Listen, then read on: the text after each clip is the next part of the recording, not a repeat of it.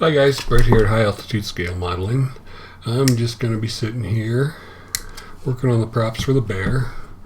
Thought I'd run a little video for a while, see what's happening. You can watch me cleaning up props, check out my new camera angle, see if it's better than the old one. Let you know when we finish this. How's everybody doing today? The live show was today, but I couldn't make it. I was there for the first half hour and then I had to go to class for our new computer system we're getting at work. And that took longer than expected, and naturally I was there, and for some reason the computer techs they send us don't know very much about computers. So sometimes I end up teaching those other people things. Sometimes I end up just getting bored. I got the aluminum heads on the 429 for the Mustang today. Painted them in AK Extreme Metal Polished Aluminum. Seems to do really well. You don't want overkill shine on it because it's an engine, but you want enough shine. Once I put the weathering on it and everything, it'll be a little bit better. Start cleaning up these props. Have you guys joined the forum, the ISM forum? If you haven't, please do. There's lots of good people in there building some beautiful kits and people answering some questions. And it's a good family atmosphere and it's free. Doesn't cost a thing. Free's always good. These props, where they attached them to the sprue gates, is really weird because they've got this really fine detail. If it'll focus. Oh well, take my word for it. This really fine detail on the leading edge right here. And that's where they attach the sprue gates to. So you gotta clean them up without damaging all that nice detail they put in there. So I can't do a lot of sanding to it, because it's not like panel lines.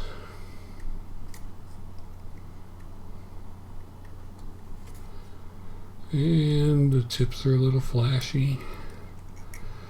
We'll clean those up in a second. I'm going to do this part first. Get these little nubs off the best I can.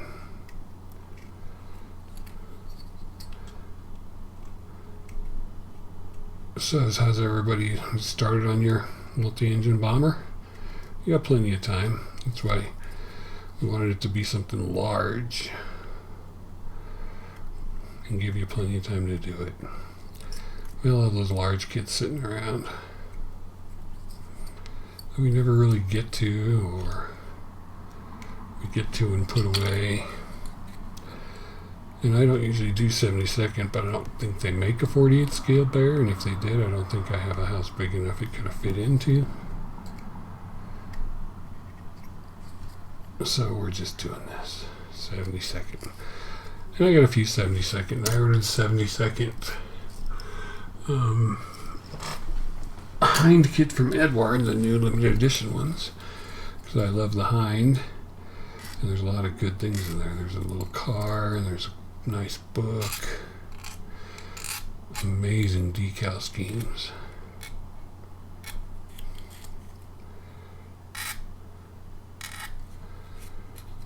This is the Alex scraper.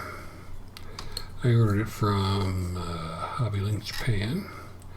It's got all these different sized grooves in here that fit the curves just nicely, so you won't make any flat spots. It's beautiful for cleaning up flash and picks and seam lines. And it won't flat spot it, like I said, like sanders would. And it removes all this flash with ease. And then I'll probably use it on the leading edge of the wings if it's big enough. Probably have to use this one here, but it may not be big enough for these wings. But I use it on a lot of my 48 builds, the center seam lines, leading edge of the wings, leading edge of the elevators and such.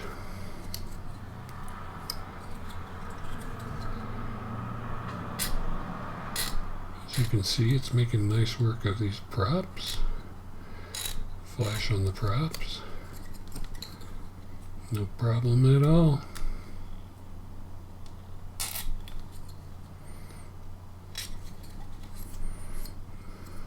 There you go. One nicely cleaned up props. Now the other part, you see this line right in here? I wonder if this will work better. No, because it's glaring. Anyway, there's a line right here.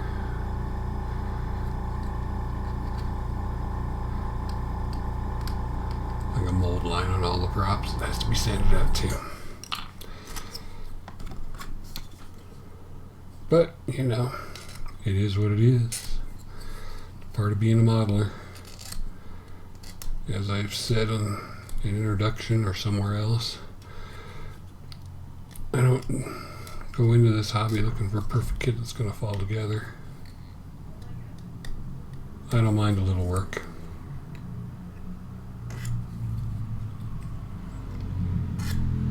When I started modeling as a kid, we didn't have much of a choice. Squeeze the motorcycle out my window.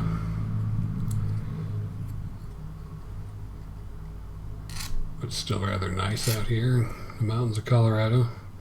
So I want to have my window open as much as possible before it gets cold. And having the window open could be an exercise in stupidity.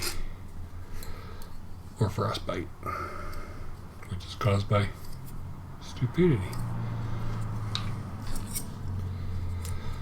As you know, the Bear has 8 props, 2 on each engine, counter-rotating props. It's just a mean-looking aircraft to me. Russia makes some of the meanest-looking aircraft. And they may not be as advanced or as fast, but just the look of them. The Bear and the Hind is a perfect example.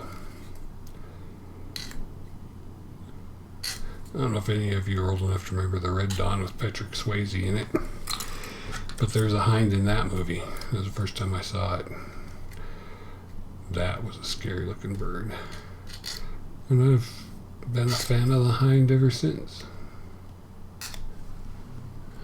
Maybe if, you know, I lived in a place where they were being used against me, I wouldn't be such a fan.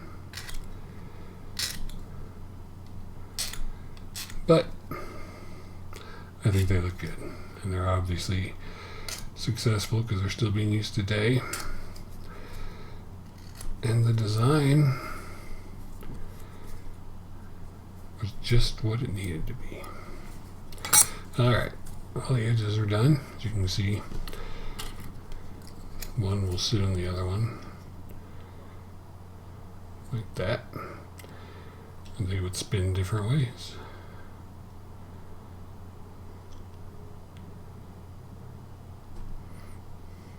And look at the size of these props. It's a 72nd aircraft.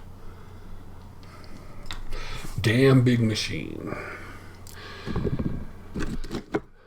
Alright, over here I got a EMP sander. Spill the water on it. Just to clean up the flaps parts. And the edges where I did scraping.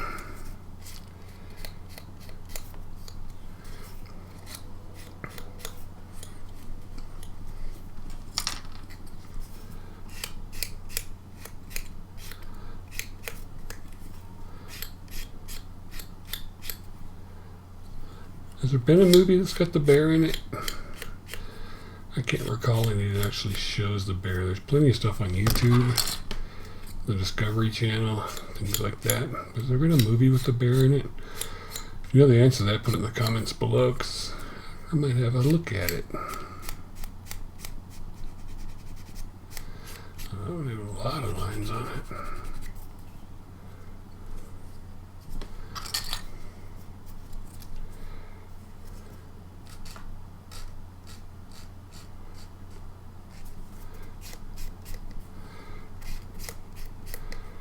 Alright. You having fun watching me sand these props? I know I am. So what would be some good music to go along with building a bear? Screaming for Vengeance by Judas Priest sounds like a good one. What else we got?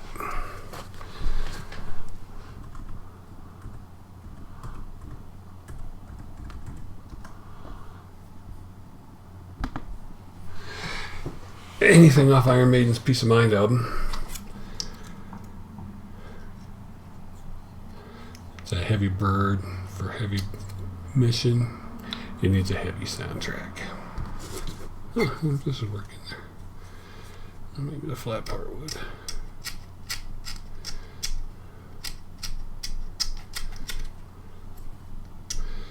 Actually, that cleaned that up really nice. So these flat edges, see on there? They work well too.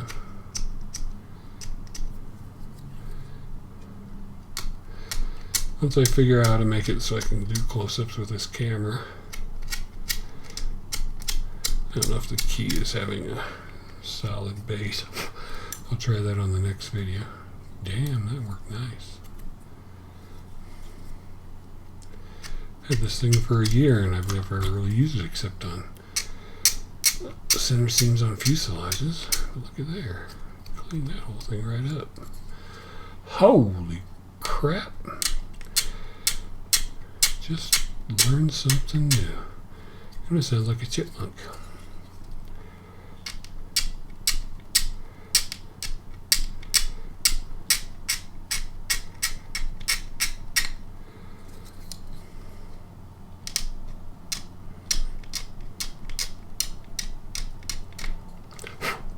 Everyone ready for winter? Assuming you're in this hemisphere. Or, yeah, the northern hemisphere. I am. Snowed a little last week. Just a tease, though. Just enough to whet my appetite. I love snow. I'm crazy. But to me, modeling and snow are just hand in hand. Something about sitting in this room when it's hot. And of course, my definition of hot is only 75 degrees because of where I live. But anyway, something about sitting in this room when it's hot that just doesn't feel right.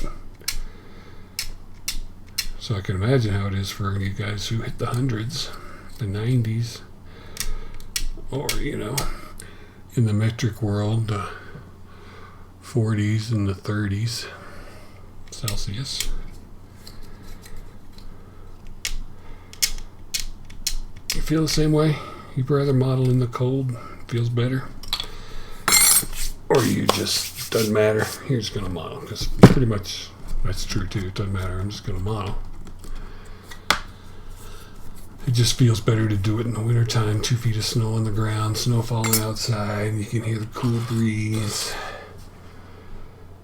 Dang, I'm making myself melancholy. Alright, so props are all cleaned up. Let me shake off my comment here. Remember, ISM, UMP, E-models. Somewhere around here I have an aircraft.net business card. Martin's a great guy. He sold me some paints, made me really happy.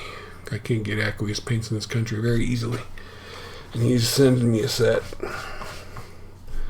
So for all your airbrush needs, even if you're over here in America, see Martin at aircraft.net. Air-craft.net. Okay? Alright. So, I put the wheels together. All of them. There's a lot. And I cleaned up the props. I think I'm ready to start some construction tomorrow. Start with the landing gear, as I said before.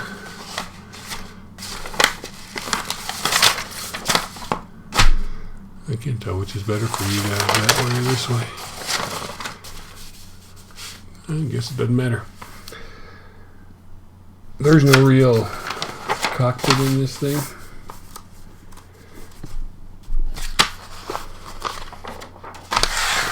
There's that.